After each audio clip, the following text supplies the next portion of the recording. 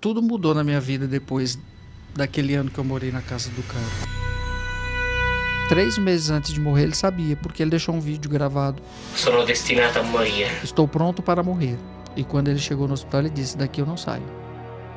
Só para o céu. O padre atendeu a confissão, deu a unção. Quando o padre saiu, encontrou Dona Antônia no corredor. Olhou para ela e disse: seu filho é santo. Se ele sentasse 5 minutos com você, ele dizia o que você precisava ouvir. Ele fazia a leitura da alma das pessoas. Todo mundo queria estar perto. Tinha algo diferente. Talvez estranho para alguns. Dentro do processo de canonização de uma pessoa candidata a santa, é necessário que aconteçam 2 milagres para encerrar o processo. Tem 4 etapas. A primeira etapa é diocesana, venerável, beato e canonizado. Que é onde entram em cena os famosos advogados do diabo. São pagos para encontrar alguma coisa que deponha contra a santidade E depois dele. você joga ele no fogo. É o papel deles, coitado.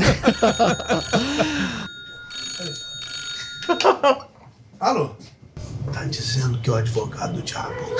Eita lasqueira. Meu convidado é tão próximo de Carlo Acutis que se tornou o maior divulgador da devoção ao Menino Santo aqui no Brasil. É uma das pessoas mais próximas não só da história, mas também da família do Carlo. Passou um ano vivendo com eles na Itália durante a pandemia. Meu convidado acredita que, assim como o exemplo de Carlo vem mostrando, a santidade não é um privilégio de poucos. A santidade para ele é algo que pode ser vivido rotineiramente, e essa visão inclui, claro, o menino que tocava sua guitarra invisível ouvindo música, apaixonado por videogame e futebol, que aos 7 anos começou a dizer que queria viver para sempre com Jesus e que é o principal tema da nossa conversa. Eu sou Rodrigo Alvarez e esse é o Em 3 Atos na TMC. Padre Fábio Vieira, pode entrar. Quando a gente chega e começa a falar de Carlo Acutis, algumas pessoas têm uma identificação imediata. Tem, por exemplo, a minha cunhada Daniela, é um exemplo que chora ao ver a imagem dele. Mas tem outras pessoas que perguntam: Rodrigo, por que ele é santo, hein? Eu tenho a minha explicação, mas eu queria ouvir a sua. Tem gente que duvida também, né? A vovó do Carlos, a Luana, dos muitos bate-papos que nós tivemos, ela disse assim uma vez para mim: Padre Fábio, o meu neto gostava tanto das coisas de igreja, da igreja, de ler a vida dos santos, etc. Eu pensava que ele iria ser um padre, quem sabe um bispo, ou um papa, a avó dizendo, mas eu não imaginava que meu neto fosse santo.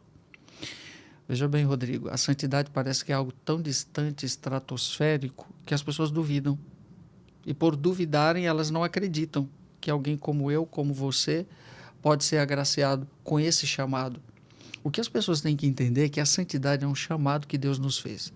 Independentemente, foi feito para todos. A questão é que nem sempre nós temos coragem de responder esse chamado, porque é preciso coragem, né? O Carlos, em 15 anos, foram suficientes para ele responder esse chamado de Deus. Há pessoas que passam uma vida e não conseguem nem compreender a que vieram. Esse chamado é o que a gente aprende, né, quando a gente começa, quando o menino a estudar a ideia da vocação. Que é o mesmo chamado que leva, por exemplo, o senhor a ser padre, não é? Não, veja bem. Quando o chamado à santidade ele foi feito para todos. Quando? No dia do batismo. São Paulo já nos chama de santos. Todos os batizados são santos. É que nós fizemos uma hierarquia dentro desse chamado. O santo canonizado foi aquele que conseguiu uma configuração maior com Cristo na vida, ao ponto de nós o colocarmos como exemplo, como modelo. Aí eu destaco. Mas a santidade é um chamado que eu respondo no dia a dia pelo bem que eu faço. O bem que eu faço está dentro do projeto de santidade. Veja bem, nós trazemos tendência ao mal dentro de nós também. Mas eu tenho a liberdade de fazer a escolha. Eu sou fruto das minhas escolhas. E se eu opto pelo bem, eu estou trilhando esse caminho de santidade. Não precisa chegar à canonização. Mas no que a escolha do Carlo se difere de outras escolhas? Veja bem, no que se difere? Carlo, quando tinha 7 anos de idade, quando ele fez a primeira comunhão, ali foi o divisor de águas da vida dele. Ele estabeleceu um projeto para a vida dele, né? E no projeto ele disse: o meu projeto de vida é estar sempre com Jesus. senhor falou 7 anos, eu estou pensando nessa imagem aqui? Nessa imagem, sim. No dia que ele fez a primeira comunhão, aí foi o divisor de águas da vida dele. Foi quando ele comungou pela primeira vez. Ele disse, o meu projeto de vida está sempre com Jesus. E estabeleceu dentro do projeto uma meta. Minha meta é o infinito. E o que é o infinito? O infinito é o céu. Deus, como ele dizia, nonio, madio. Então, o Carlo... Nonio, madio. Não eu, mas Deus. O Carlo foi uma criança e um jovem obstinado pelo céu. A única coisa que o Carlo queria era o céu. Né? Isso aí já causa um impacto e uma diferença, porque nós fazemos tantas opções. Né? Eu costumo, onde eu vou, pergunto para as pessoas, quem deseja o céu? Aí todo mundo levanta o braço, eu desejo. Aí eu pergunto, quem quer ir daqui a 5 minutos? Ninguém levanta. Essa é a diferença nossa e do Carlo. Ou seja, quem deseja vive dioturnamente de acordo com o seu desejo. Faz com que sua vida seja voltada para esse desejo. Porque o céu pode chegar daqui a 5 minutos, daqui a 5 anos, 10 anos ou 50, eu não sei. Padre, mas ir para o céu implica em morrer antes. Óbvio, eu tenho que morrer. Eu tenho que passar pela morte. Né? É na vida que eu vou construindo o caminho para esse projeto, que é transcendente. A ideia de que pode existir o céu aqui na Terra é inexistente dentro da sua visão? Completamente, senão então vamos ficar aqui. Né? Então não vamos desejar mais nada além daqui. Tudo aqui, Rodrigo, é imanência. Na verdade, esse é o grande desejo do ser humano, querer fazer com que as coisas aconteçam aqui. Aliás, a única coisa de concreto que nós temos é a vida, é isso aqui. Essa é a imanência. Eu estou aqui diante de você. Eu tenho consciência que eu estou diante de você. Isso que os cristãos antigos chamavam de vestimentas. Pois é. É aquilo que a nossa alma veste. Exato. Mas há algo transcendente. A própria consciência nos remete a isso, que não está aqui. Né? E por ser transcendente não é palpável. Então, não é aqui. Não pode ser aqui. A consciência me dá essa certeza, pela fé, óbvio, porque quem não acredita, não sei como que fica a situação. Padre, tem chance, só porque a gente tocou nesse assunto que é tão profundo, tem chance de ser só aqui e a gente está enganado? Ah, meu amigo, mas se for aqui vai ser uma frustração tão grande, porque tanta coisa a gente renunciou e fez pensando lá. Porque, biblicamente, o próprio Evangelho diz, olha, você receberá o cêntuplo aqui, pela opção de vida que você fez, e, no fim, a vida eterna. Como não existe o eterno no tempo, não tem como ser aqui. Não tem como ser aqui. Tem que ser transcendente a coisa. O Carlos não teve rede social nenhuma. A única coisa que esse garoto tinha era um notebook que ele conectava na internet. Ele nunca entrou no Orkut, por exemplo? Não, porque nunca teve. Não quis? Não quis. Não quis. Não tinha nem celular. Uhum. Nunca teve namorada? Não. Não quis? Aliás, essa é a pergunta que todo mundo faz, e as meninas também. Porque devia chover menina em cima dele. Com certeza, um jovem belo, de 1,83 m de altura, riquíssimo, milionário, da cidade de Milão. Você acha que não tinha um monte de menina em cima? Lógico que tinha. Mas aí o cara disse assim, a única mulher da minha vida é Nossa Senhora. Interessante esse rapaz, né? Dona Antônia que fala, né? Das tantos papos com Dona Antônia, ela diz com todo sentido. Carlos era puro. Puro no sentido de que ele sabia o que queria. Né? Então não se deixou seduzir por aquilo que facilmente nós caímos. Né? Então, das poucas vezes que o pai do Carlos falou em público, nesse dia que ele foi falar, até hoje eu vou ver o André falando, foi na semana da beatificação, ele diz assim... O André é o pai? O pai, Andréa.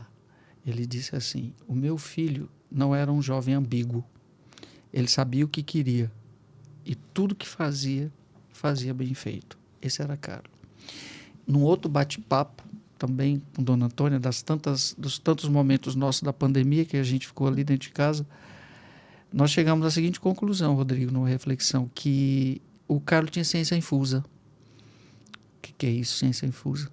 Uma inteligência transcendental. Como vocês concluíram isso?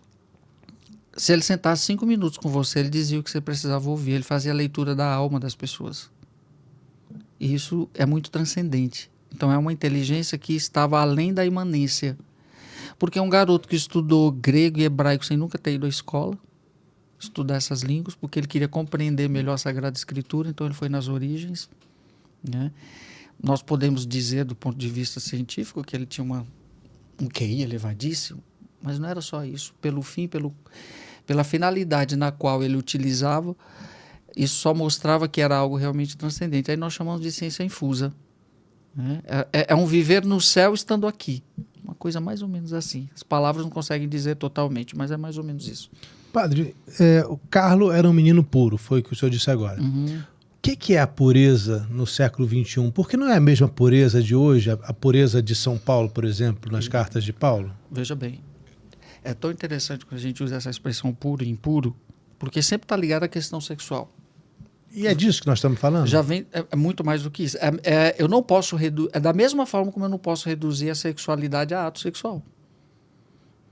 Né? A sexualidade é algo muito mais abrangente. A água que eu tomo, a comida que eu como, os amigos com que eu me relaciono, os passeios que eu faço, tudo aquilo que me faz sentir prazer compõe a sexualidade. Né?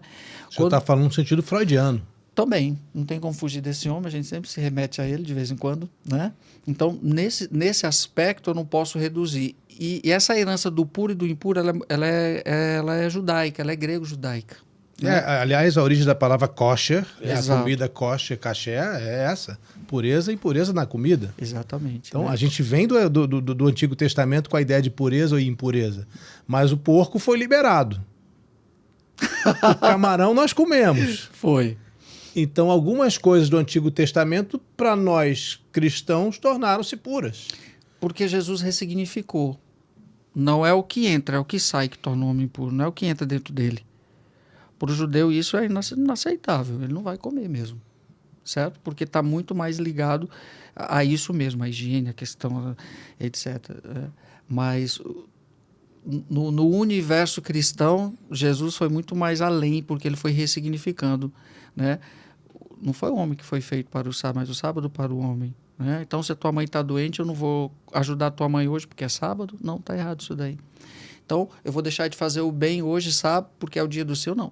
Para nós, o dia do Senhor é que é o dia de fazer o bem, embora seja o dia do descanso também, de louvar a Deus, de dar graças a Deus.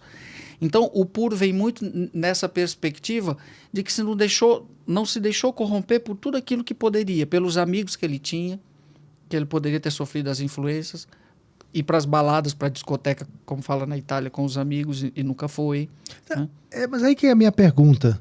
É uma pergunta mundana. Uhum. Se o Carlos tivesse namorado, ele tinha deixado de ser puro?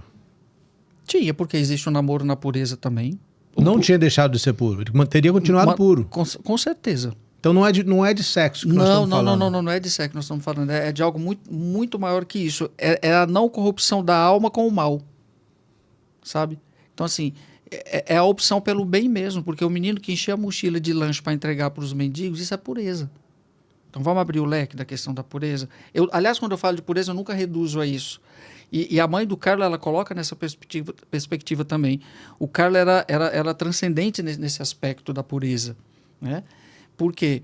Porque a única coisa que ele queria era ir para o céu, e para ir para o céu, para ele, o bem era a meta.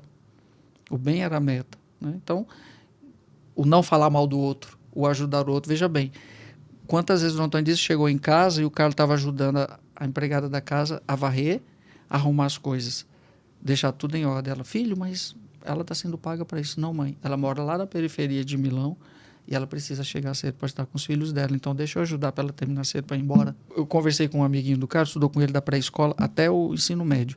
E eu fiz essa pergunta para ele, como era o Carlos com vocês na escola, no dia a dia? Daí ele falou assim, padre, a gente sentia algo diferente. Ele nos seduzia. Todo mundo queria estar perto. Todo mundo chegava. Porque ele era cômico, palhaço, contava piada. Então ele agregava, ele atraía. Era algo diferente que... Aí ele falou, hoje eu sei que aquilo era santidade. Na época eu não identificava. Aí eu falei, pois é, a gente só identifica no outro que tem na gente. Né? Ele, talvez isso mesmo, padre. Né? A gente vê no outro um reflexo nosso. Ele tinha algo que nos atraía. Hoje eu sei que aquilo era algo divino. Estar com ele era bacana, mas tem alguma coisa diferente no Carlos. Né? Eu acho que se o Carlos sofreu bullying, foi um bullying positivo. Mas sofreu? Teve relato disso? Assim, por exemplo, no sentido positivo, de que tinha algo diferente. Talvez estranho para alguns. Comumente nós isolamos essas pessoas, né? Porque não comungam nas mesmas ideias, porque não fala as mesmas bobagens que a gente, não compartilha disso. Então a gente isola, rotula e vai zoar, como fala, né? Os adolescentes. O Carlos não, todo mundo queria estar perto. Achava que, sentia que tinha algo estranho. Para alguns estranho, para outros diferente. O que é isso que ele tem? E meio que assim, vamos tentar descobrir. Então, Carlos Acutis sofreu bullying. Sofreu. Nesse sentido, sofreu. Mas não foi um sofrimento no sentido de que ele...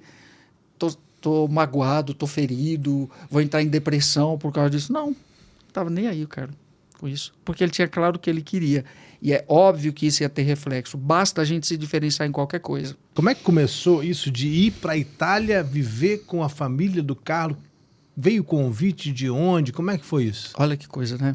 Em 2012, eu estava indo à Itália e lá em Campo Grande, no Mato Grosso do Sul, com outro padre, nós encontramos um santinho que tinha atrás um telefone. Era o servo de Deus Carlo Acutis, que estava sepultado em Assis. Estávamos indo para Roma e ficamos curiosos de querer ir a Assis visitar o túmulo desse menino.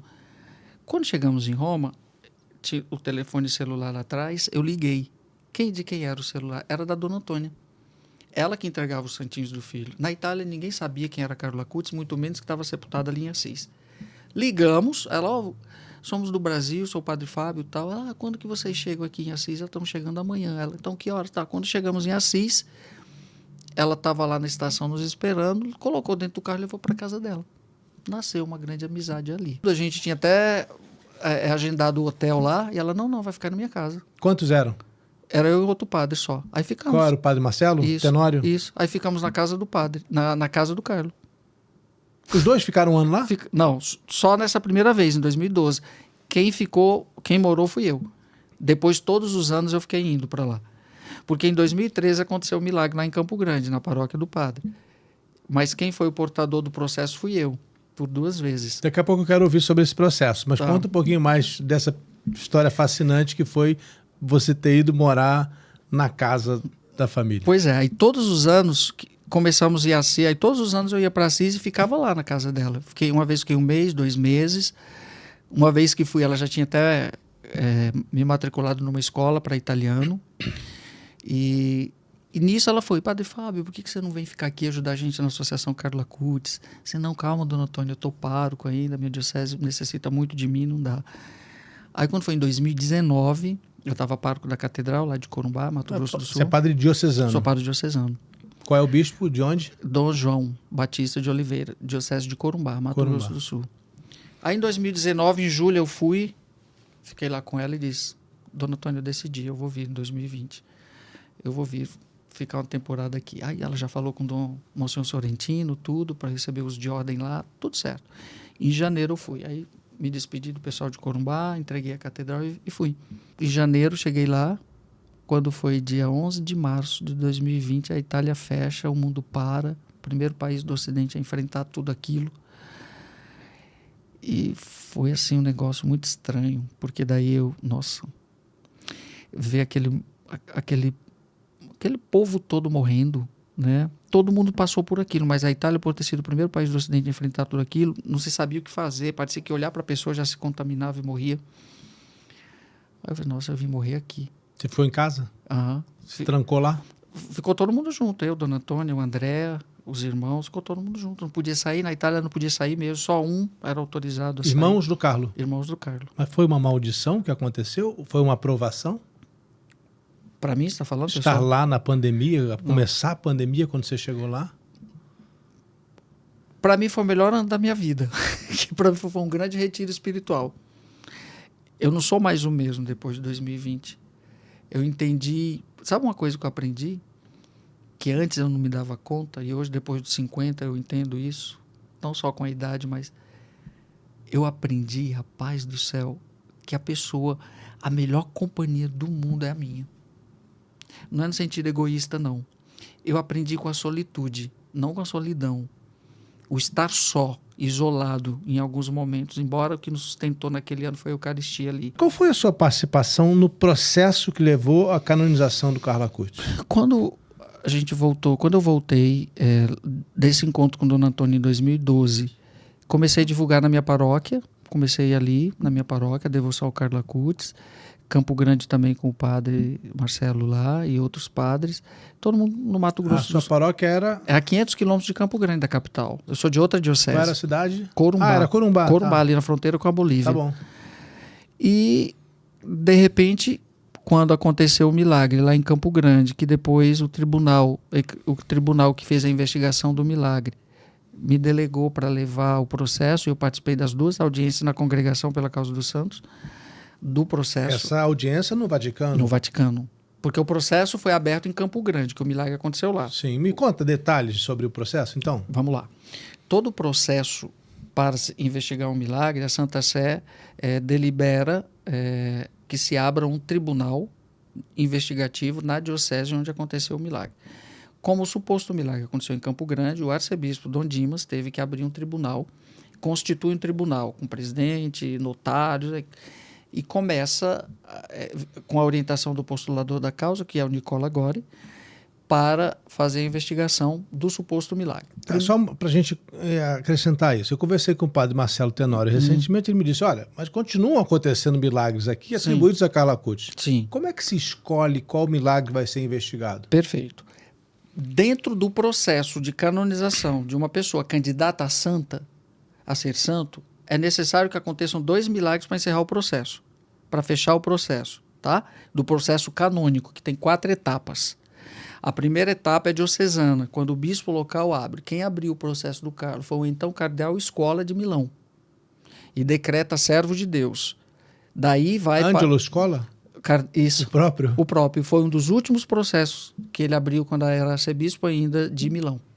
Depois que foi transferido para a Diocese de Assis, porque a família passou a ter residência lá. E aí passou para Dom Domênico Dom Sorrentino. Domênico Sorrentino abraçou a causa e enviou ao Vaticano, que dá continuidade. Então a gente está falando de que ano quando chega a Assis o processo? 2012, já estava em Assis. Logo depois, né, que foi aberto 5 anos depois da morte dele. Carlo morreu em 2006, o processo em 2011. Isso, 5 anos depois, que exige o direito canônico, tem que seguir as regras da lei canônica. 5 anos depois se abre, depois vai para o Vaticano para os outros degraus, que são mais 3. Venerável, beato e canonizado. A parte mais longa desse processo é para se chegar a venerável. Nesse meio tempo já pode acontecer o milagre, porque quando ele é servo de Deus eu já posso pedir a intercessão dele.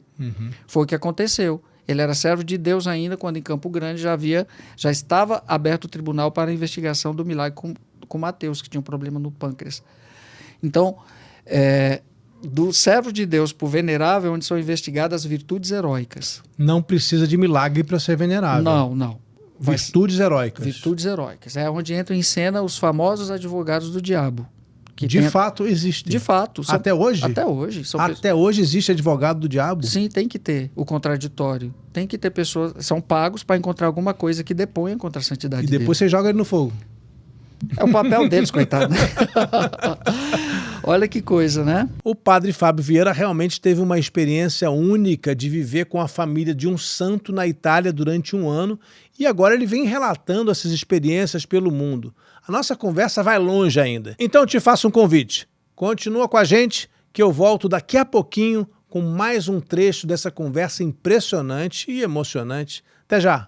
Eu sou o Rodrigo Alvarez e a gente está de volta com Em 3 Atos na TMC, na nossa conversa com o padre Fábio Vieira, que morou durante 1 ano com a família do santo Carlo Acutis, lá na Itália.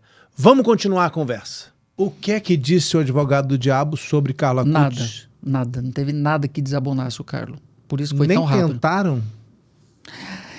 O Carlo deixou todo Ou o diabo estava dormindo? Eu acho que o Carlinho aí driblou o diabo mesmo. Foi, meu filho. Porque não encontrou nada que desabonasse ele. Você sabe que o computador dele foi apreendido pelo Vaticano. Foi feita uma varredura de FBI. E aí? O que eles encontraram? Nada que desabonasse a pureza do Carlo no sentido... O Carlo nunca entrou no site pornográfico, por exemplo. Senão ia ser parado o processo ali mesmo. Porque até entendeu que um candidato a santo foi fazer num site assim... Rapaz, então hoje se uma pessoa quiser ser santa, não pode fazer besteira no computador. Hoje mais do que nunca. Porque tem o IP. E tem a CIA do Vaticano. É mesmo? Tem mesmo, não é brincadeira. Não é brincadeira, não, tem. Dentro da Congregação pela Causa dos Santos são distribuídos vários segmentos. A equipe científica, onde tem muita gente que nem Deus acredita. E é preciso ter essa pessoa lá. É necessário. Por isso que isso autentica mais ainda a verdade do milagre. A igreja é muito prudente nisso. Tem cientista, então? Cientista, gente completamente cética. No caso do Carlo, tinha no processo dele? Tinha. O que, médico? Médicos. a equipe de médicos da Congregação da Causa dos Santos. São pagos para isso. Agora, conta o que foi o caso do menino Mateus? Conto. O Mateus tinha um problema congênito no pâncreas, né?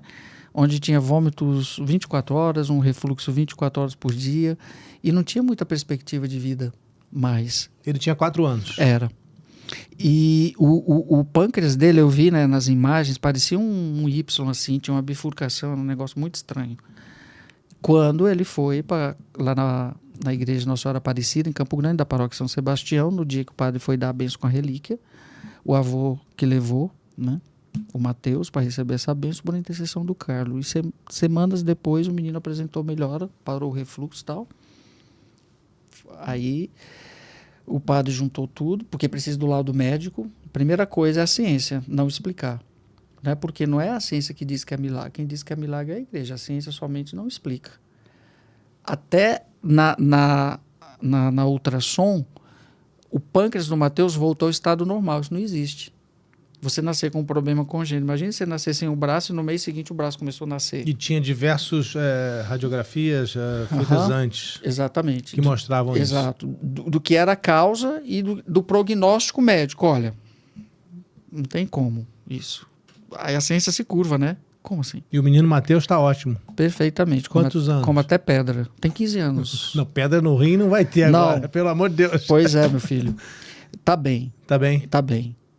E olha, tá. Aí, Rodrigo, terminada, e isso, servo de Deus, um milagre já estava acontecendo. Assim que Carlos foi decretado venerável, logo em seguida o Papa acolheu o milagre, que foi em 2018, que ele foi decretado venerável. Aí, quando foi no ano seguinte, já acolheu o milagre fechado e autoriza a beatificação. Olha que coisa legal. Logo, simultaneamente, venerável, já acolheu o milagre, já foi para beato em 2020. Então, o terceiro degrau. Bom, aí terminou venerável, os outros 2 degraus é beatificação e canonização. Aí só precisam de 2 milagres, certo? Um para beatificar, que foi o do Brasil, e o para canonizar, que foi o da Valéria em Firenze. Não foi na Costa Rica o segundo Ela milagre? é costa-riquenha. Tá certo. Ela é uma jovem da Costa Rica, mas aconteceu em Firenze. Então, o que acontece? Fechou o processo. Pronto. Canonicamente, juridicamente, o que se precisava para fechar o processo já aconteceu. Agora vão acontecer milhões de milagres, aí não há mais necessidade de ser enviado para o Vaticano, porque não tem mais processo. O processo encerrou. Já é santo. O milagre do menino Mateus foi no dia 12 de outubro de 2013. 2013. Foi no dia 12 de outubro, numa igreja dedicada a Nossa Senhora Aparecida. Exatamente. Eu tenho que fazer uma pergunta jornalística. Faça.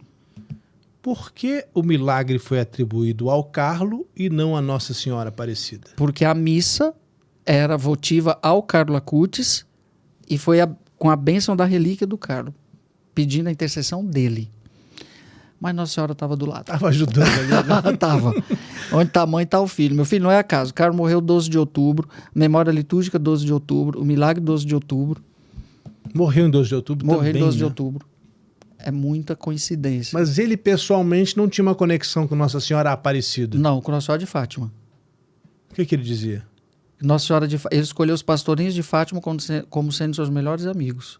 A história de Fátima, o Carlos se deleitou de todo, porque ele fez a mostra eucarística e a mostra mariana. Ele pesquisou sobre todos os títulos de Nossa Senhora. E foi em Fátima que ele teve o grande encantamento. Aí ele foi a Fátima. Várias vezes, a Fátima. E o apego dele foi com Nossa Senhora de Fátima, mas basta ser Nossa Senhora para eles gostarem, sabe? É muito interessante essa relação com Nossa Senhora. Muito, muito bonito. De todas as fotos do Carlo, uma delas ficou muito marcada. Por que essa foto e essa roupa são tão marcantes na história dele? Ou foram? Por que essa imagem foi a escolhida para representar o Carlo? Tanto que está aqui nessa imagem, né? Interessante. Tem uma razão? Bom, ele está lá no Monte Subásio, né? Lá em cima, em Assis, numa das subidas dele com Dona Antônia. Quando não ia de bicicleta, levava a Dona Antônia a pé. Dona Antônia disse que Carlo era ótimo para essas coisas. E ele gostava do Monte Subásio. Aí está a poucos meses da morte, né? E eu acho que por ter sido a mais recente dele, foto dele, mais próxima realmente do que ele foi quando morreu. E representa muito bem o jovem dos nossos tempos. Veja, o relógio, o óculosinho de sol, a camiseta polo, o short. Ele já estava com leucemia aqui? Olha que coisa interessante. O Carlos, a leucemia do Carlos foi descoberta nas vésperas de morrer. Ninguém sabia nesse dia aqui? Ninguém sabia. Ele sabia que ia morrer. Antes de detectar a leucemia? Sim, 3 meses antes de morrer ele sabia, porque ele deixou um vídeo gravado meio que profetizando: estou pronto para morrer, sono destinato a morire. E olha que interessante nesse vídeo, logo depois que ele morreu, dias depois, Dona Antônia teve um sonho com ele, e no sonho ele dizia assim para Dona Antônia: mama il testamento, mama il testamento, isso por 3 vezes, mama il testamento. Que testamento era? Essa foi a pergunta que ela fez. Aí ela levantou e foi conversar com a mãe dela, com a Luana. Mãe, eu sonhei com o Carlos e o Carlos falou de um testamento, mas não estou recordando que Carlos deixou testamento, alguma coisa. Foi aí que eles lembraram, e a Luana, a avó, foi que eles lembraram. Você já viu o computador dele? Dona Antônia correu no quarto, foi pegar o notebook. Na hora que ela abre, que ela liga, aparece o vídeo, só no destinato a morir. Horas antes de morrer, ele chegou para a mãe e falou assim: mama, eu quero confessar. A Dona Antônia, o primeiro padre que ela encontrou ali, porque tem os capelães lá, o primeiro padre que ela encontrou, que ela nem conhecia, chamou para atender a confissão dele. Entrou no quarto, o padre atendeu a confissão, deu a unção, deu a comunhão. Quando o padre saiu, encontrou a Dona Antônia no corredor. Olhou para ela e disse: seu filho é santo. Ela disse que foi a primeira vez que ela ouviu alguém assim falar fortemente da santidade do filho, que os filhos eram santos. E ele nem conhecia o Carlos? Nem conhecia o Carlos, ela nunca mais viu o padre, nem sabia quem era o padre. Não sabe quem é? Era um dos capelães lá do San Gerardo. E horas depois o Carlos morreu. Como é que foi depois da morte do Carlos? Depois que ele morreu, ele foi enterrado em Assis. Ele foi enterrado em Monza e depois no túmulo da família lá na região de Milão mesmo. E depois Dona Antônia trasladou o corpo para Assis. Com que objetivo você tira um corpo de dentro da terra? Faz parte do procedimento, do processo canônico. Olha que interessante. Todo candidato a santo, chega em um determinado momento, ele está sepultado no cemitério, tem que ser exumado para os restos mortais serem transladados para alguma igreja, para algum santuário, onde vai ser determinado pelo bispo local ou pelo próprio Vaticano.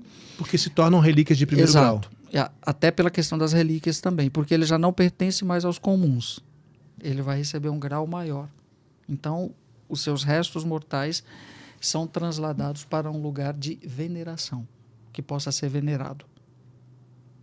É um procedimento normal. E, para surpresa de todos, o Carlos estava intacto. Intacto? Intacto. Porque Dom Domênico me disse que do que foi encontrado no túmulo, colocou-se uma cera por cima. Eu vi tudinho. Não foi isso? Não. Estava todo inteiro, filho. Peraí. O bispo de Assis... Sim, é porque surgiu uma polêmica entre o incorrupto e o intacto. Exato. O bispo, para acalmar a situação, disse que o que sobrou foi... Não, o que foi feito foi um tratamento. Eu entrei, eu vi, eu senti o cheiro de tudo aquilo, o corpo sendo tratado. Eu vi tudo. Cheiro de quê? Acho daqueles materiais que eles estavam usando para mumificá-lo. Cheiro de resina? Cola? Ácido, sal, alguma coisa assim. Acho que foi a base de sal que eles fizeram a hidratação. Mas vamos esclarecer. Quando abriram o caixão do Carlo Acutis... Estava intacto. Não era uma múmia? Não. Era um corpo... Mumificado? Ressecado. Desidratado. Um cadáver desidratado. Não estava bonitão assim? Não. Mas também não estava tão feio, não. Porque até morto o cara estava bonito. Menino, eu olhei as unhas assim, a pele, estava tudo perfeito. Diz que a unha cresce quando a pessoa está morta. Os cabelos todos saíram do couro cabeludo. Estava meio sorrindo assim do lado. Quando eles abriram também, os órgãos internos estavam todos intactos. Ou seja, o que é intacto? Você estava lá? Você viu? Vi, 2 dias depois. Então me conta. Foi assim emocionante, rapaz, porque eu nunca vi um defunto ser desenterrado e de repente você presenciar, e era do Carlos, foi a primeira vez, eu fiquei emocionado realmente. Aquele garotão de 1,83 m lá. Mas diante de uma múmia você não ficou com medo? Não. Eu senti uma alegria tão grande, foi tão bonito ver. Eu trouxe as relíquias dele, você quer ver? Quero. Já pode mostrar? Claro, quando você... Eu não sabia, senão já queria ter visto. Então vamos lá. Primeira relíquia do Agora Carlos. eu entendi a sua malinha, ela tem um monte de coisa. Tem, essa mala é sagrada. Olha só. Então vamos lá. Deixa eu abrir espaço aqui, peraí. Deixa eu tirar aqui. Elas peregrinam comigo.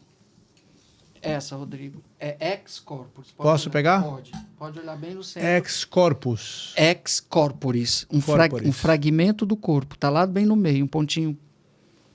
Ex corpore Caroli acutis. E o que tem aqui? É um fragmento do corpo, de algum órgão interno que foi fragmentado. Só o coração que eles deixaram completamente, que é o que vai entrar na canonização. É o coração. Um pequeno fragmento. Pequeno né? fragmento. E esse material aqui Esse relicário é um relicário belíssimo, é um relicário polonês, em formato de flor. me lembra o relicário onde está o coração de Santa Catarina Labouré, em Paris, que é lindíssimo também assim. Esse são 3 fiozinhos de cabelo. Então, fios de cabelo de Carlo Acutis terão muitos. Muitos. É também chamado ex corporis, relíquias de primeiro grau, porque é corpo. Pele, unha, órgãos, tudo isso é chamado ex corporis. E o outro é um pedacinho do cinto dele, que estava quando foi exumado. Aqui, essa parte verde? Verdinha, isso. Aí é segundo grau. 3 pequenos pedaços fiozinhos. de cabelo, eu estou vendo aqui. Isso. Olha. Deixa eu deixar aqui. Quer ver mais alguma coisa Quero. do Carlo? Tem uma história muito bonita. Desses anos todos, quando eu ia para lá, eu sempre ia ao túmulo dele com Dona Antônia. E a gente limpava as pétalas que caíam do túmulo. Porque estava cheio de flores no túmulo dele, no cemitério lá em Assis. E a gente guardei essas pétalas no saco. Eu trouxe para minha casa, deixei essas pétalas aí. Depois, Rodrigo, nós fomos percebendo um fenômeno. Essas pétalas não murchavam. As que estavam no túmulo do Carlo permaneciam intactas, vivas, pareciam que estavam ligadas. Até uma pessoa aí fez uma análise no laboratório e disse que ela continua como se estivesse recebendo do próprio tronco. São consideradas relíquias? São. De segundo grau, terceiro Não, grau? Terceiro. O que diferencia o segundo? Não tocou o corpo dele? É por isso? Essa é de 2017. Parece que está viva do mesmo jeito. Não murcha. Tem dias que até orvalha. Que flor é?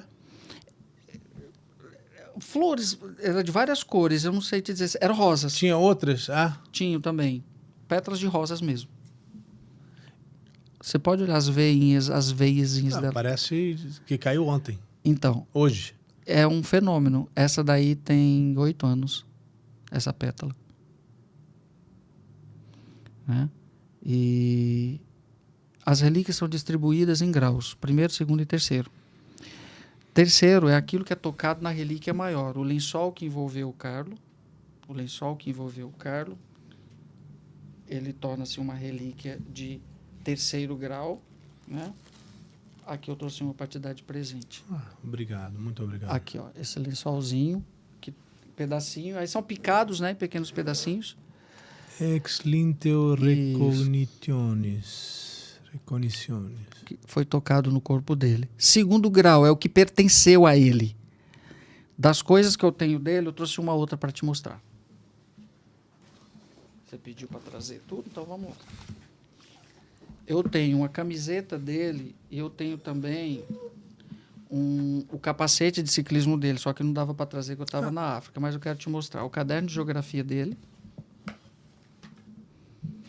Algumas poucas páginas escritas só no início. E uma prova de matemática. Essa aqui do dia 23 de maio de 2002. Essa daqui é de 1 ano antes dele morrer. Sim. Ó a letrinha dele aí, ó. Posso tocar? Pode. Eu coloquei um material plástico em cima. Eu tô vendo, tá protegido, Para né? proteger. Aham. Esse eu peguei para mim e essas provinhas de matemática. Você conseguiu identificar por que ele escreveu Roma, Nova York, Los Angeles? As grandes cidades aí, né? Alguma coisa. Sabe que eu nem parei para ler isso aí direito, Rodrigo? Você tem tanta coisa, tanto processo antes Qualquer disso, dia eu né? vou ler tudo e vou até traduzir isso daí depois. Olha. Essas coisas de geografia do Carlo aí. Eles colocou os grandes centros aí. Milano, New York.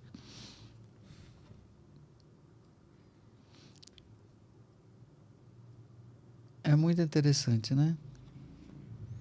E esse outro? Essa é uma prova de matemática dele. Também pouco antes de morrer. Esse daí é Mais novo, 2002. né? 2002. Estava no elementar ainda, ó. É mais infantil, né? Até o desenho. Aham. Aqui. Bem mais infantil. 2 provinhas de matemática dele. Que nota ele tirou? Não colocou. Não tem a nota, não tem, né? só tem as correções, né? Dentro você vê assim, uma ou outra correção, mas... Olha que interessante. Ele usou muito o computador e aqui atrás tem, ó, prezzo del computer. Preço do computador. Mas aí a professora corrigiu. Prezzo não, custo. Ah, viu lá, gostou. Olha só que material interessante. Aí o segundo grau que pertenceu, aqui são relíquias de segundo grau, e primeiro grau é do próprio corpo. Por que o lençol é de terceiro e o caderno de segundo? Porque que foi algo que pertenceu e essa foi tocada no corpo. Tá. Tá? Então, pertences, segundo grau. Do próprio corpo, primeiro grau. São chamadas ex corporis. E terceiro grau, tudo que é tocado. Se levar um lençol lá e tocar naquele corpo dele, fica terceiro grau. Está criando um memorial Carlo Acutis lá no Monte Subásio, lá em cima. Dona Antônia comprou uma chácara, e onde tem via sacra, onde as pessoas vão se encontrar. Ela quer hospedar padres lá que não tem onde se hospedar quando for Assis. E está levando tudo para lá. O computador, a mochila, os pertences dele. Ela faz isso com o dinheiro da família. O dinheiro da família. O dinheiro da família. Nunca aceitou nada da igreja. Embora o Carlos seja da igreja, a Dona Antônia é muito generosa. E a dedicação do tempo dela é Toda total. pro filho. Total. Porque algumas pessoas vão a Assis e acabam se encontrando com Sim. ela. Como é que é isso? Ela é a mensagem viva do filho hoje. Ela também está no caminho de santidade? Eu vou dizer uma coisa aqui bem ousada. Não existe hereditariedade para isso. O pai da Dona Antônia, seu Antônio Salzano, a quem ela reza sempre pela... E Carlos também pela conversão do pai. O pai era meio bonachão, coisa toda. Não era muito católico, não. Ele é parente, primo, se eu não me engano, de segundo, terceiro grau, de Santa Júlia Salzano, que é santa e fundadora de congregação, que por sua vez é parente de Santo Afonso Maria de Ligório. Santo Afonso de Ligório, que é o fundador da Ordem dos Redentoristas. Então, que cuidam de Aparecida que hoje. cuida de Aparecida. Então, se nós formos fazer essa ligação, nossa, então a hereditariedade, se fosse meu filho, estou ferrado. Vou ser santo nunca, porque não tem parente nenhum santo da minha família. Não é isso. Mas não deixa de ser uma bonita coincidência. O que falta... Sabe, Rodrigo, acho que aquela coisa, né? Um ditado negativo. A ocasião faz o ladrão. Eu acho que todo mundo tem a semente, foi plantado dentro de você. O que falta muitas vezes... Da santidade. Da santidade. Mas aí também poderia dizer o contrário, não justificar aqueles que não tem nada a ver, não teve semente nenhuma e ficaram santos, né? Mas eu acho que todo mundo traz a tendência ao céu. Todos temos essa semente? Temos. Ela está aflorando em algumas Mas pessoas. nem sempre ela é perceptível. Nem sempre. Porque nós muitas vezes vemos só a armadura, o que está por fora. Vejam os nossos jovens. Por quem que eles se apaixonam? Pela aparência. Né? E Deus vê a essência. Ninguém perde tempo para ver a essência, mas a aparência é o que me atrai. A sensação é o que me atrai a partir da visão, dos olhos, do que eu vejo.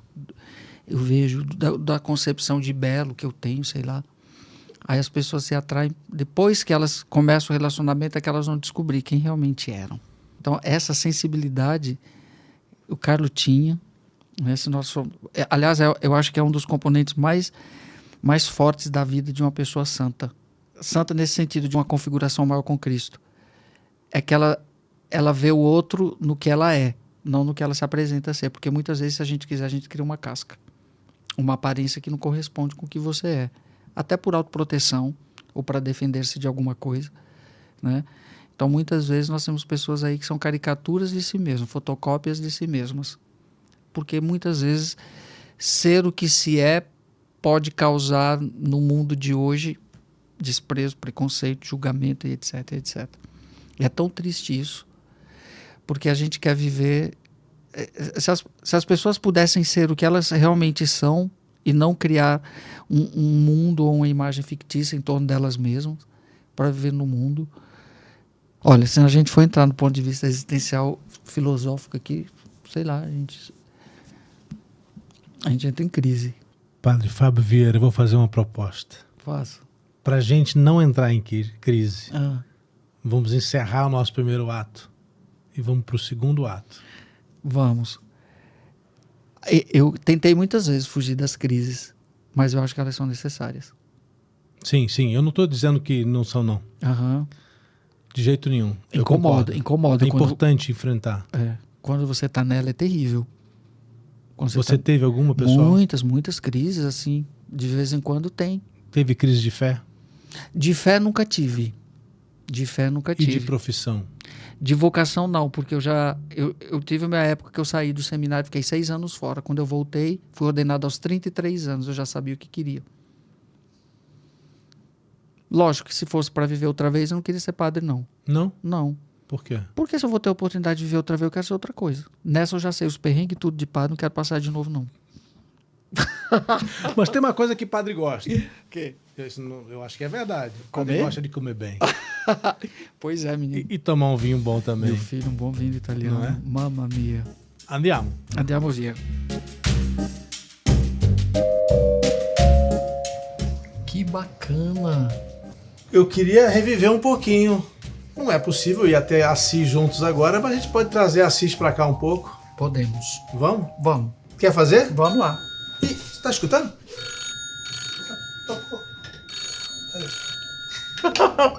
Alô?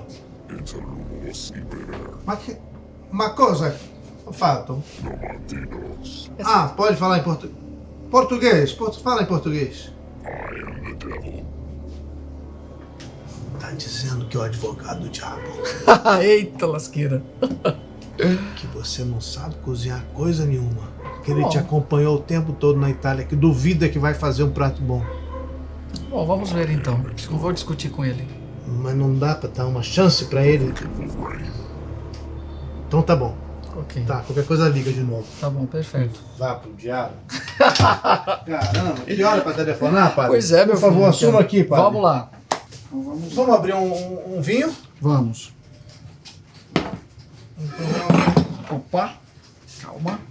Pronto, Rodrigo. Onde que acende aqui? Porque teu forno, Que é baixo, ó, né? Um foguinho mais baixo, né? Primeiro vamos ferver água, né? Vamos ferver a água primeiro. Então eu posso botar no máximo. Isso. Ótimo. Tá. Aqui é sal, né? Então nós temos um vinho, hoje é brasileiro, não é italiano, Eu já vou pôr um mas pouco de eu sal tenho aqui. tomado ótimos vinhos brasileiros. A gente tirou uma experiência muito boa. Então me apresente um, porque Vou eu, apresentar um, olha. Prefere branco ou tinto? eu gosto de tinto. Eu sempre pensei que o padre prefere tinto, né? Sempre. É muito bom. Embora os italianos gostam muito de tomar vinho branco com peixe. Quando é peixe, frutos do mar, essas coisas, eles tomam vinho branco. Mas eu prefiro mesmo o vinho tinto. Tem ótimos brancos e tintos brasileiros. Vou deixar um salzinho bom aqui, porque daí já pega direitinho no macarrão.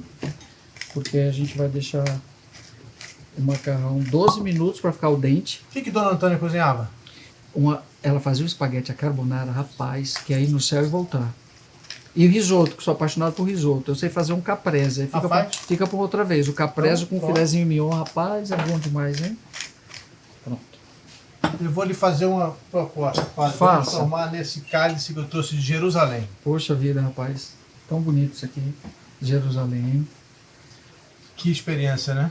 Chora Israel, Babilônia não é teu lugar.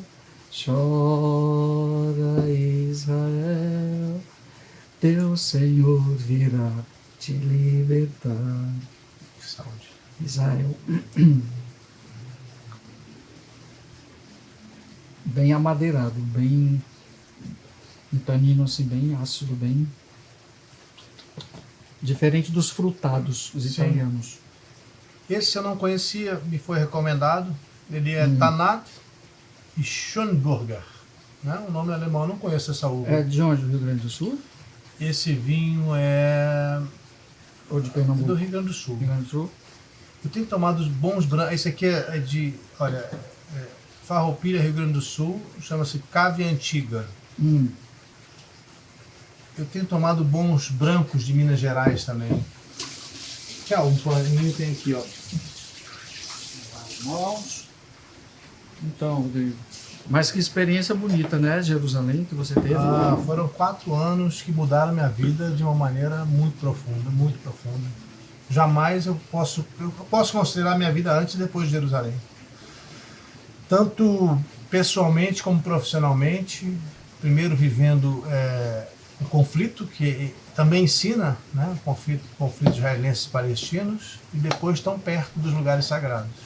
Né? Ali a gente está muito perto do sepulcro de Jesus, do túmulo de Maria.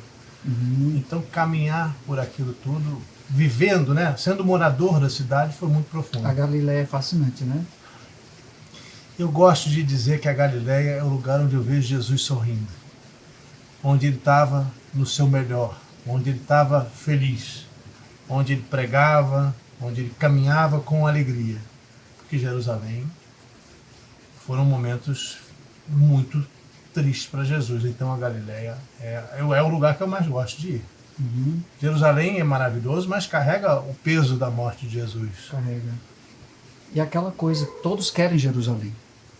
Todos querem Jerusalém. Todos querem se sentir donos. Sim. Todos algo que não tem explicação. Desde o tempo dos cananeus.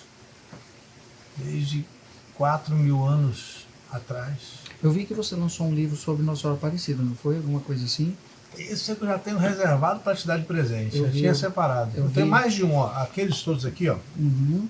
Deixa eu te mostrar aqui. São livros. Ó, esse daqui. Eu conto o tempo de vida de Jesus, de pregação de Jesus nesse livro. E nesse outro, essas são versões que saíram em Portugal. É porque eu estou sem aqui. Então eu não tenho, por isso depois eu te dou, mas eu tenho as edições brasileiras, esse aqui eu só tenho esses dois agora. Mas esse é o Jesus, é a vida dele até a crucificação. Aqui é da ressurreição até a morte de São Paulo e São Pedro em Roma. Eu sei que você que está me perguntando, mas eu vou te perguntar. De onde nasceu esse amor, esse desejo de fazer uma pesquisa como essa, ou de colocar no papel isso? Foi a partir de algum conflito, de alguma crise de fé? Eu vou dizer uma coisa, eu vou dizer acaso e você vai dizer providência, talvez, né? Mas a vida foi me levando a isso. Eu estudei no Colégio Santo Agostinho, que só por ser Santo Agostinho, aliás, como o nosso Papa... Tarde te amei, né? É, Beleza sempre exatamente. nova. Que é uma conversão tardia, né? Sim. Estudei no Colégio Santo Agostinho, tive um contato muito próximo e com padres espanhóis que me ensinaram o gosto não só pelas histórias do Novo Testamento, mas também por ouvir e contar histórias. Ficou guardado. Eu voltei, depois de morar nos Estados Unidos como correspondente para São Paulo, fui escrever um livro sobre Nossa Senhora Aparecida, porque eu queria contar a história de algo que era muito brasileiro. Não era uma investigação religiosa, era uma investigação cultural, histórica sobre o Brasil. Mas aí eu estou escrevendo esse livro, me convidam para me mudar para Jerusalém, e eu terminei de escrever o livro Aparecida em Jerusalém, tomando contato com tudo isso. Meu filho, primeiro dia que a gente chega, vou com meu vizinho judeu, me leva ao Santo Sepulcro de Jesus, e o vizinho judeu fica levando o carrinho de bebê com meu filho, enquanto eu e minha mulher, Ana Cristina, visitamos o túmulo. Então são umas coisas que vão se transformando. Então lá eu comecei a tomar contato mais profundo, comecei a pesquisar e escrever sobre isso. Então a transformação aconteceu, é isso que eu digo, é acaso, mas não tem acaso. Não. Você trabalha com acaso conforme ele se apresenta para você. Você pode fazer o que você quiser com o acaso. E eu escolhi escrever esses livros. Perfeito. Até porque o acaso não tem razão de ser. Não. Mas o que vem dele, A gente pode transformar. pode. Eu tomei o seu lugar, é aqui. Tudo tem uma razão de ser. Sim. Parabéns, meu filho. Obrigado. Muito obrigado. Olha que seu fogo aqui é bom, rapaz. O negócio já tá quase... É violentíssimo. Puxa vida. Olha aqui, ó, que eu trouxe também de Jerusalém, ó. Ah, menorá. É da mesma... O que dos judeus mais te fascina da cultura judaica? O amor pela família é muito forte, Forte, né? né? O cuidado da família, o cuidado do judeu com o outro judeu, né? O apego, o cuidado com o outro é muito forte. Isso me toca muito. E o próprio sentido de que do sagrado que é o seu torrão, a terra. Sim, sim. E o sagrado do livro também, né? É interessante ver como os judeus sobreviveram tanto tempo por causa do livro, por causa do apego às tradições, né? eles mesmo estando no exílio, eles nunca abandonaram as tradições. E isso quer dizer também não abandonar aquilo que me compõe, aquilo que me forma. Né? É o apego pelo lugar de onde eu venho, pelo útero de onde eu venho. Rodrigo, e o céu para você? Essa é uma questão. Eu tô complexa. aqui na cozinha com você, mas estou te questionando também. Ótimo. A cozinha é exatamente esse lugar. É o lugar onde a gente se abre muito, né? O Milton Nascimento diz que a cozinha, como é que termina? Ele diz: se a conversa acabar na cozinha, já é da família, melhor para você. E o céu para você? O céu, eu estou tentando entender o céu. É complexo, né?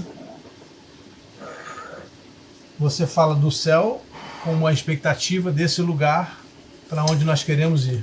Isso. Esperamos ir. Só que aí, acho que tá bom, né, Rodrigo? Tá bom. Eu e você. Depois também podemos dar para a equipe que está Pois aí, né? exato. Então não tem problema. Veja bem, se nós formos pensar, Vamos guardar aqui. se nós formos pensar do ponto de vista céu um lugar, nós vamos nos frustrar porque Pois céu não é lugar. Não é. É um lugar. estado. Não é lugar. Não tem Um a menor estado dúvida. de ser. Sim, sim. Mas do ponto de vista espiritual, para você, você acredita? Que existe esse estado que nos leva a um lugar que a gente possa chamar de céu. Sim. Interessante Eu isso. não sei, padre. Não sei. Sabe o que eu às vezes penso na minha imanência, na minha humanidade? Nós apostamos toda a nossa vida, do ponto de vista vocacional, na perspectiva do céu.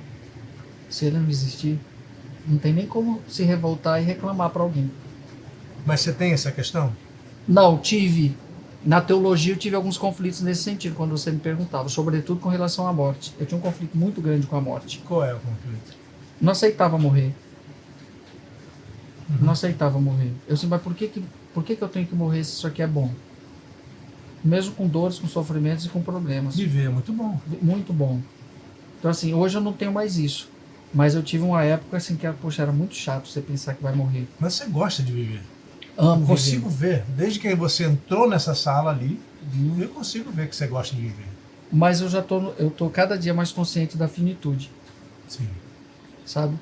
Então assim, a sensação hoje, Rodrigo, é que eu quero viver cada instante, cada momento como se fosse o primeiro e último mesmo, porque a perspectiva de tempo é mínima agora. Já estou no segundo tempo. Passou dos 40. 40, biblicamente falando, o tempo necessário, 40 é o divisor de águas. O que vem agora é só acréscimo. A qualidade é outra.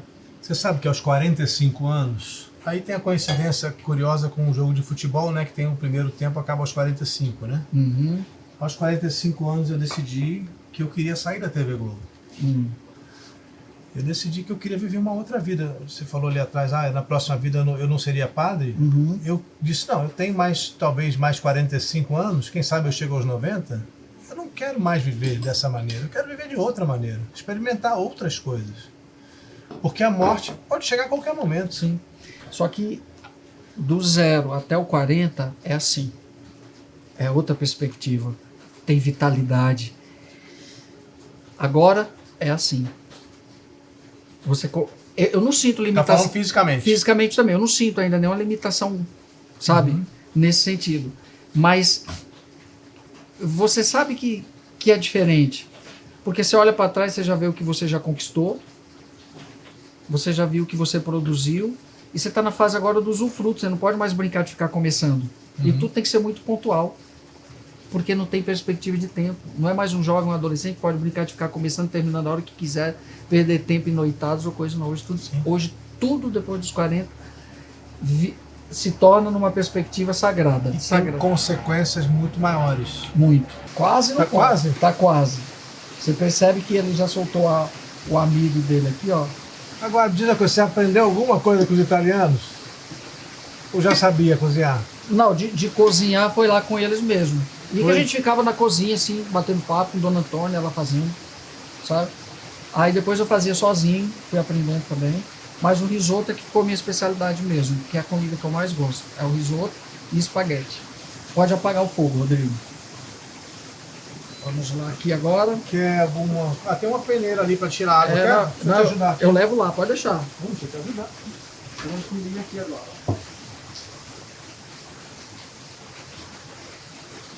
Quer que eu ajude a tirar isso aí? Isso, vamos lá. Esse aqui deu Eu acho que tem que botar sempre óleo nessa panela. Eu não gosto de cozinhar sem óleo. aí, mas tá bom. Olha, rapaz. Essa é a minha pequena contribuição à sua obra. Então, vamos lá. Aí, beleza. Entendeu? Show. Maravilha. Eu já roubar um pouquinho aqui.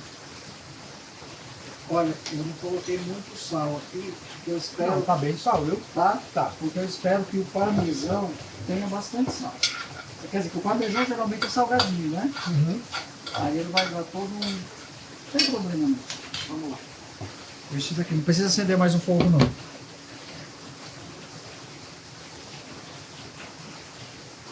Mas o amor é o que move tudo. Eu acho assim que é muito infeliz a pessoa que não ama. Eu gosto muito de Coríntios 13, né? Que é a ode ao amor, né? De São Paulo. Que é exatamente o que você está falando, né? Sem o amor nada vale a pena, né? Tem um escritor muito... Acho que ele já morreu. Você já ouviu falar em Rubem Alves? Não, Rubem Alves não. Ele diz assim: amar é ter um pássaro pousado no dedo. Eu acho muito bonita essa frase. Bem franciscana essa frase, né? É. Ou seja, não na gaiola. Porque às vezes nós entendemos que amar é aprisionar o outro, sentido de posse, sabe? E não é isso. O amor essencialmente te conduz à liberdade. O amor te conduz à liberdade. Sua infância foi onde? A primeira parte dela foi em Fortaleza. Aí já dos 18 anos pra frente foi aqui em Sorocaba, interior de São Paulo. Por isso que o sotaque não muda aí, né? Opa, Vamos lá, eu vou acender a luz lá. o patrono da internet não ia deixar a gente na mão. Não, rapaz. Carlos Afonso. Foi... Eu tava já pensando diferente. Que quem armou isso foi a pessoa que deu aquele telefone. A pessoa não, né? Aquela coisa que deu o telefone, um advogado lá. Tentando atrapalhar, rapaz. Tentando atrapalhar. Mas não consegue. Não, né? O mal nunca vence. Atrapalha, Atrapalha. mas não vence. Porque a essência do mal é se autodestruir. O mal faz mal a ele mesmo. E esse espaguete, como é que ele se chama? Olha, espaguete e azeite... Do Padre Fábio Vieira. É, porque foi invenção minha lá. A dona Antônia, um dia eu perguntei, ela comprou bastante para quando eu quisesse fazer lá em casa. Aí, espaguete, cara, o parmesão da Itália é maravilhoso, né? Então, e o azeite de lá também. Então, assim... Parmigiano Reggiano. É bom demais. Parmigiano troppo buono. Buonissimo. Io volevo mangiare questo. Sim. Posso? Comer, posso. Pode. Por favor. Com questo ou não? Sim. Aí você põe a gosto. Ah, mas já coloca aqui. se você quiser... Não, você... eu queria que... O seu jeito de colocar. Bom, eu sempre coloco um pouco antes, no geral, e depois cada um vai no seu individual. No seu individual. Lógico, Rodrigo, tudo depende do parmesão. Mas o azeite já está aqui, já dominou o pedaço, para ficar ó, bem... Aí depois você põe a gosto, tá? Vamos lá. E lá em Corumbá, qual é a receita que você come lá? Olha, lá é churrasco de manhã, de tarde e de noite. Ah, é? Entendeu? É muito bom, por sinal, o churrasco. Você fez para a família do Carlos churrasco? Não, Não é a sua especialidade? não é. Aliás, eu não sou nem muito chegado em carne, mas eu como. Não sou tão chegado, mas eu gosto da carne. Pronto. Eu vou fazer um pequeno... Bom, Rodrigo, aqui, ó, você vou coloca sério. mais... Sirva-se. Veja, se você quer mais parmesão, se pimenta, mais azeite, aí agora fica a seu critério. Agora eu vou fazer uma pergunta bem curiosa. Pergunta de como é que se fala? Daqueles sites de fofoca. Mas não é por isso não, é uma curiosidade mesmo. Qual é a família do Carlos? Eles comem com colher ou sem colher o macarrão? Com colher. Apoia na colher. Apoia, o pai principalmente, É? que é bem da disciplina, da etiqueta. Mas não tem uma história que em certas partes da Itália isso é bonito, em outras não é? Lá para eles tudo bem, é assim que eles comem. O pai do Carlos sim, eu sempre vi. Dona Antônia não. Por exemplo, tinha uma coisa que... Vou pegar essa colher emprestada, depois a gente usa outra aqui. Tinha uma... Verdade. Eu particularmente sempre fui Não? muito brasileiro, nunca usei. Ah, então a gente pode usar a sua no queijo aqui. Já vou direto aqui, ó. Pode. Viu, Rodrigo? Vamos voltar o microfone para aí? Vamos lá. Pode ficar aí. A Dona Antônia, o pai do Carlos queria morrer. Porque quando sobrava o molhozinho, né, o sugozinho no final, a Dona Antônia pegava o pão e passava. E comia. Ah, não Aí, pode. aí o pai do Carlos, Antônia! Porque isso é muito... O pessoal da roça, da Itália, que faz isso. E a Dona Antônia, André, isso aqui é que é bom. Isso aí, Dona Antônia, vamos, também gosto. No final você pega e no caso aqui tem que usar. Você pode pôr mais azeite, Eu viu, vou botar Rodrigo? mais queijo. Ah, azeite também? Mais azeite, mais queijo, aí vai depender do... Vou exagerar um pouquinho aqui, tá? Uhum.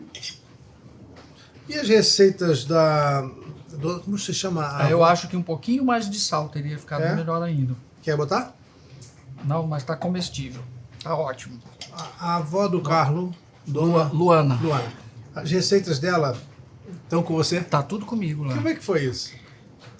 Na pandemia, a nona inventou alguma coisa. E toda a vida a Dona Antônia inventava uma pasta diferente no almoço. Uhum. Pois ela teve ideia de escrever tudo. Quando eu estava para ir embora, ela me chamou. Padre Fábio, eu tenho um presente para você.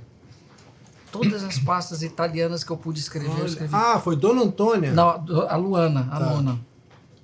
Assim, poxa, nona, obrigado de coração. Tá? Porque ela percebeu o quanto eu gostava das comidas italianas e quanto gosto. Aliás, quando a gente chega em qualquer país do mundo, quando você não sabe o que comer, você vai onde? Na italiana. Ou na pizza, ou no espaguete, ou alguma coisa. Se você puder chegar um pouquinho mais para cá, o microfone vai te pegar melhor. Olha lá. E foi escrito à mão aquele caderno? À mão. Você tem ele? Tem para guardar lá em casa. Nem lembrei de trazer. Então realmente você se tornou parte da família do Carlos. Foi muito interessante. Dona Antônia me chamou do filho mais velho, embora a gente tenha quase a mesma idade, porque ela tem 59 anos e eu vou fazer 52. Quase como uma irmã talvez mais velha fosse, né? Em termos de idade, né? Mas ela dizia filho mais velho? Ela falou, me chamou no dia da beatificação do Carlos. Padre Fábio é meu filho mais velho.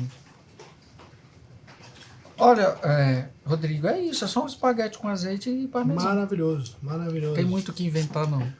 O momento fica bom quando a gente come junto, né? É. E combina com vinho, sabia isso aqui? Padre, o Carlos é um fenômeno, né? Todo mundo inteiro, todo mundo fala dele. Tem ciumeiras de você por causa do Carlos? Olha, eu já vi algumas coisas aí, só que eu não ligo não. Primeiro, eu vou ser bem sincero para você, olhando aqui no seu olho. Eu não pedi para isso acontecer na minha vida, em nenhum momento. Como eu disse para você, eu estava quietinho, lá na minha paróquia, lá no Pantanal. Eu não pedi para aparecer em mídia, eu não pedi para que isso acontecesse. Mas uma vez que aconteceu, eu me entreguei. Assim como eu sei também que vai ter a hora que eu tenho que sair. Eu acho que tudo na vida é um momento. É o que eu estou vivendo. Uma outra coisa que eu posso dizer para você também é que depois disso eu sou um padre melhor. Por quê? Eu entendi, assim como o Carlos, que a Eucaristia, o padre sem Eucaristia não é padre, e a forma que eu celebro diz muito. Pelo zelo que eu tenho hoje, cada vez mais ainda, cada missa que eu celebro. Eu entendi também que muita coisa não gira em torno de mim e que não depende de mim, mas eu posso ser um com os outros. E que essa oportunidade que Deus me deu de ir ao encontro de tantas pessoas e ouvir muitos clamores me faz cada vez mais pensar e repensar no que eu posso estar contribuindo para que as pessoas também possam se tornarem pessoas melhores. Embora eu não sou solução nem resposta para ninguém. Mas eu sei que tudo isso é um momento. E eu sei que desperta, assim, ciúme. Basta qualquer pessoa ficar em evidência em qualquer coisa. Isso na igreja, isso na empresa, isso na casa. É do ser humano. Só que eu não ligo, Rodrigo, sabe? Tem coisas que eu não me importo, sabe? Eu acho assim, quando é de Deus, e quando tá dando certo, vão sempre falar. Então, eu tenho reta intenção. Mas falo. Falo, acho que falo. Assim, pra mim nunca chegou nada assim de concreto, mas a gente percebe num outro olhar, talvez um outro padre que fala que de repente que eu tô querendo aparecer com as coisas. Ué, vai e faça. O carro não é propriedade de ninguém, o carro é da igreja, de todo mundo pode falar e fazer. Eu fico tão feliz, tanta coisa surgindo em torno do carro, outros padres também apaixonados pela espiritualidade, que bacana. Vai em frente, sabe? Não tem nada desse sentido de posse com nada, eu sempre fui muito desapegado das coisas. Bom, e ninguém pode negar que você foi escolhido pela família dele. Isso é inegável. Por mais que pudesse ter partido de você, que aparentemente, né, a história não foi essa. Sim. Mas ainda que pudesse, houve uma escolha. Pois é. E outra, assim, é tudo tão efêmero. Eu acho que eu fui parte de um processo para que ele se concretizasse. Entendeu? E se concretizou. Pronto. O coroamento dele é com a canonização do Carlo. O que virá depois eu não sei. Então a gente deve pensar que de fato teve uma ajuda importante sua nessa canonização. Se a gente pudesse dizer exatamente em que ponto. Eu acho que a divulgação no Brasil e ter ido em todos os lugares foi um ponto marcante. Rapaz, eu fui, olha, de ponta a ponta desse país. Foi muito interessante a experiência. Só esse mês já fui em 2 países. Vou agora Itália e Irlanda. E em novembro, de novo, Estados Unidos. Vou fazer a Flórida, Massachusetts e Nova York. Sempre falando do Carlo. Sempre falando do Carlo. Sempre o Carlo. Sabe? Então, assim... Isso é nas igrejas desses lugares? Nas igrejas. Congressos, por exemplo, no Congresso Eucarístico Nacional que teve em Recife. Eu entrei 2 horas da manhã no palco, eram uns 20 mil jovens. E aconteceu uma coisa muito bonita, até conto nesse livro meu, segundo. Aí, Rodrigo, aquela multidão de jovens, aí quando eu saí lá do palco, que eu tinha acabado de falar sobre o Carlo, quando eu desci, aí aqueles jovens todos correram para ir ao meu encontro. Aí eu lembro que tinha lá um segurança, falou, padre, o senhor quer que tire? Eu, claro que não, eu vou atender todos. E atendi aquela juventude quase toda. Aí eu vi que tinha um jovem que estava chorando com uma jovem do lado. Aí eu chamei ele e ele falou, não, espera. Ou seja, deixa todo mundo terminar. Quando terminou, esse jovem veio, simplesmente se jogou nos meus braços e me deu um abraço e começou a chorar. Eu deixei o rapaz chorar. Aí, quando ele acalmou, ele pegou, me olhou assim, padre, eu cheguei aqui sem acreditar em Deus. E eu saio daqui acreditando que ele existe. E a namorada dele, que tinha trazido ele para aquele encontro, e ele nunca tinha ido. Aí ela, poxa, eu vou em tudo seu, vem no algo meu. Então ele, depois que o senhor falou do Carlo, eu quero confessar. Aí eu atendi ele no outro dia lá no hotel, a confissão, depois ele foi para a missa. Então assim, poxa, isso aí foi muito bonito. E tem sido assim, né? Na estrada, né? Tem muito testemunho, Rodrigo. Muito mesmo, sabe? Como que pode, né? Uma pessoa assim... É do Brasil para o mundo, não é da Itália para o mundo. A devoção ao Carlo Acutis é do Brasil para o mundo. Porque ninguém nem sabia que Carlo existia. Depois do milagre no Brasil foi que... É do Brasil para o mundo, Carlo Acutis. Não é da Itália para o mundo.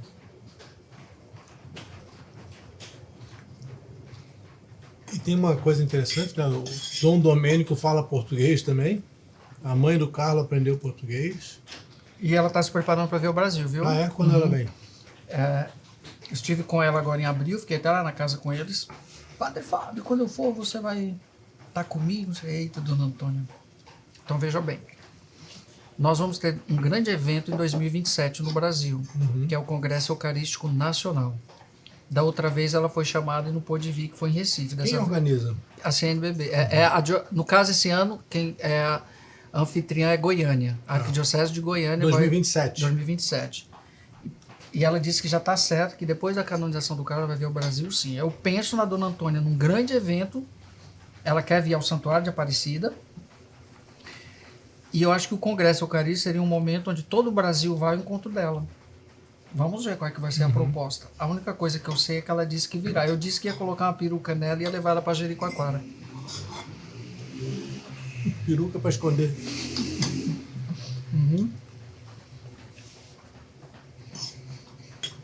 Rodrigo, os italianos comem muito espaguete no dia a dia. Alho e óleo, só com azeite. Né? O pai do Carlos é só com azeite. Mais nada. Eles não engordam. Não engordam e andam muito. Porque eles são bem regradinhos. Tem o carboidrato, mas tem a proteína. Dizem que a farinha na Itália é mais pura. Não é? Isso é verdade. Menos glúten, sei lá o que é, mas é muito bom. Que até faz a pessoa que não... Tem amiga minha, a Ana Cristina, que é charada da minha mulher, que nos contou isso, e também a Ana Cristina, a mulher, quando come a farinha, a massa italiana não sente o mesmo problema que sente com o glúten das outras farinhas. Pô, às vezes eu como só isso aqui mesmo. De janta eu tenho sempre um espaguetezinho em casa. E pronto. Lógico, um bom vinho. Bom demais. O jantar também é uma forma de comunhão, né, pai? Não é à toa que foi na ceia Uhum. que Jesus deixou pra gente, se deixou como alimento. Foi numa ceia. Tendo ceado com os apóstolos, foi depois de um jantar. A refeição, você conhece muito bem, é o momento mais sagrado para o judeu. É comer, é a hora da comida. Por isso que Jesus foi julgado. Ele come com os pecadores, como pode comer?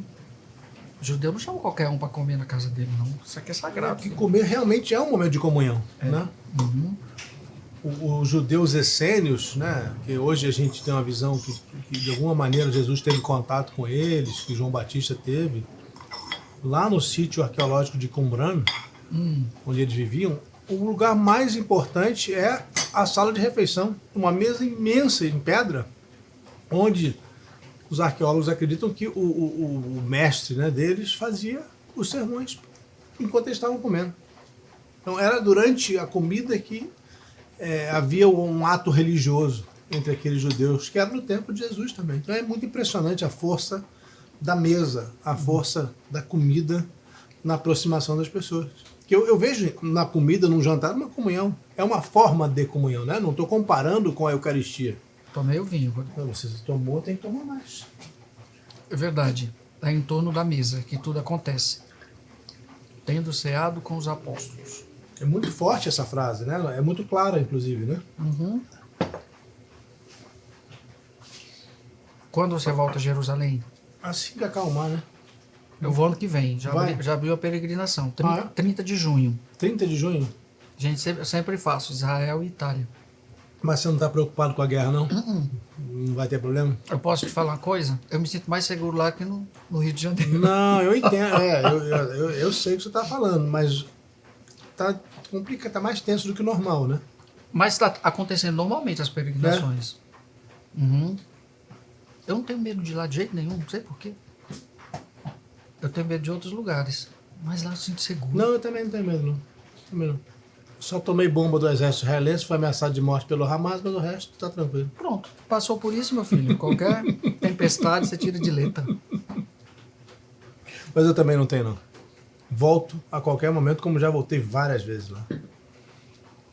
Ao mesmo tempo que aos olhos de fora você parece que é tudo inseguro, quando está lá você não sente. Uhum. Você não sente, realmente eu não sinto.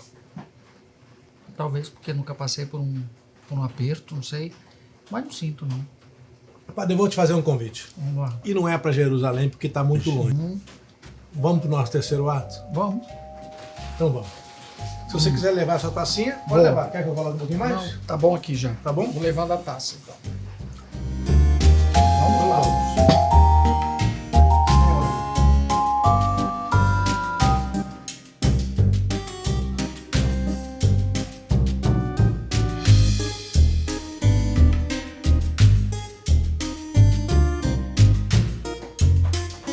Padre, a gente começou a nossa conversa, bom, a gente passou um bom tempo falando sobre o Carlo Acutis, e ele falava muito sobre essa ideia, né, da Eucaristia como autoestrada para o céu. Você me perguntou o que era o céu para mim, eu não sei responder, mas eu queria saber, na sua visão, o que é que que é que nos espera? Porque São Paulo dizia que o Apocalipse era para aquela geração e ele não veio. Ou a gente não entendeu a mensagem? Não entendeu a mensagem. Não entendeu a mensagem. É que quando a gente está no tempo, Rodrigo, a gente vai entender sempre as coisas na categoria temporal. Então a gente quer dar datas para as coisas. Eu quero sempre datar as coisas. Porque eu necessito das respostas. E as respostas têm que ser no tempo.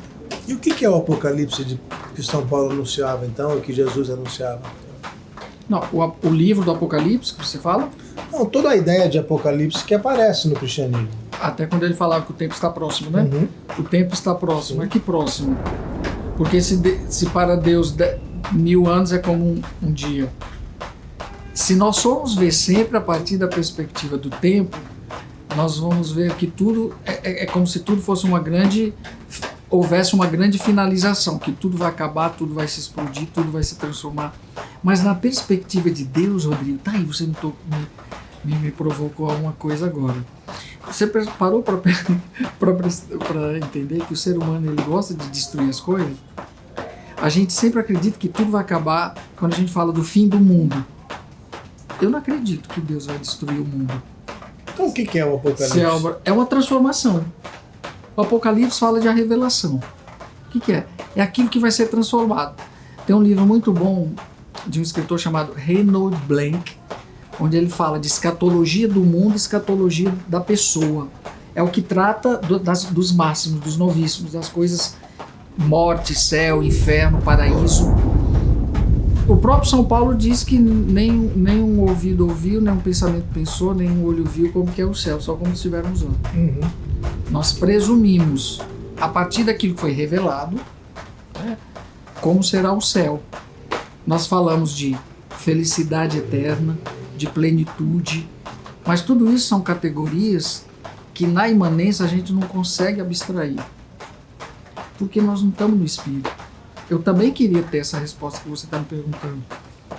O que nós temos são alusões, prenúncios, ideias daquilo que de verdade será, porque ninguém nunca voltou aqui para dizer como é.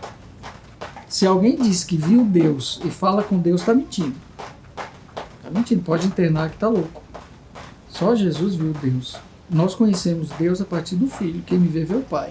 Mas no tempo de ressurreição de Jesus? Sim, teve as testemunhas oculares. Então, o que ele disse nesse tempo não revela o suficiente sobre isso, ou ele não falou tanto assim? Revela, veja bem. Principalmente a questão a própria ressurreição. Quem vê primeiro? Madalena. Quando ela vai tocá-lo, ele diz, não me toques, eu ainda não fui ao Pai. E o mais interessante, olha só, que ninguém reconheceu que era Jesus. Ela viu um jardineiro. Pensou que era um jardineiro. Um discípulo de Emaús, ele caminha. Jantam com ele, não sabe que é. Na hora que ele parte o pão, faz um gesto que era próprio dele, era o Senhor, ele desaparece. Então como é que você explica isso? Porque o corpo glorioso não pode ser abstraído pela visão. Se nós víssemos um espírito, se nós víssemos a glória, nós nos desintegraríamos. Mas aí eu pergunto, então a ressurreição foi em espírito? Foi em espírito, mas Jesus se permitiu ser visto, é diferente. Ele é Deus, ele permitiu. Tomé duvidou, deixou tocar ainda, porque eu não estou acreditando. E quando Tomé toca, não é um corpo de verdade? É um corpo de verdade porque um corpo imanente só pode sentir um corpo imanente, não pode sentir um espírito. Jesus permitiu. Mas a questão é que ele estava morto e está vivo.